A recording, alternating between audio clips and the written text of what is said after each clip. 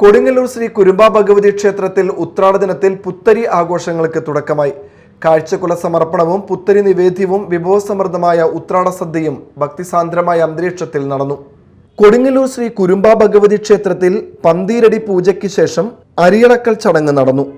ക്ഷേത്രം പാട്ടമാളി NN നാരായണൻ നമ്പൂതിരിയുടെ നേതൃത്വത്തിലായിരുന്നു ചടങ്ങ്. പെരുവാരം സന്തോഷ് മാരാരുടെ പ്രമാണത്തിലുള്ള ഉത്രാട പഞ്ചാരി മേളത്തിന്റെ അകമ്പടിയോടെയാണ് കാഴ്ചക്കുല സമർപ്പണം നടന്നത്.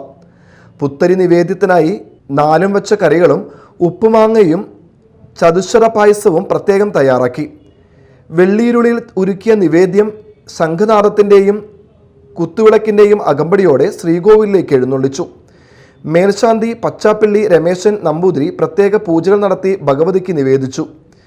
നിവേദിച്ച പുത്തരി പായസം വാങ്ങുന്നതിനായി ക്ഷേത്രത്തിൽ ഭക്തജനത്തിരക്കും അനുഭവപ്പെട്ടു.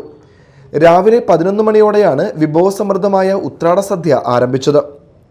തിരുവോണ ദിനമായ ഓഗസ്റ്റ് 26-ന് രാവിലെ 10:30-നും അവിട്ടം ദിനമായ 27-നും ചതയം ദിനമായ 28-നും രാവിലെ 11-നും ക്ഷേത്രനട അടയ്ക്കും.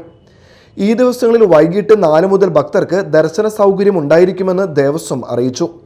Cochin Devaswom board president K. Raveendran, secretary P. Bindu, deputy commissioner Sunil Kartha, assistant commissioner AP. Suresh Kumar, Devaswom manager K. Vinod, ക്ഷേത്ര ഉപദേശക സമിതി സെക്രട്ടറി V. സന്തോഷ് എന്നിവർ ചടങ്ങുകൾക്ക് നേതൃത്വം നൽകി. Media time, Kodungallur.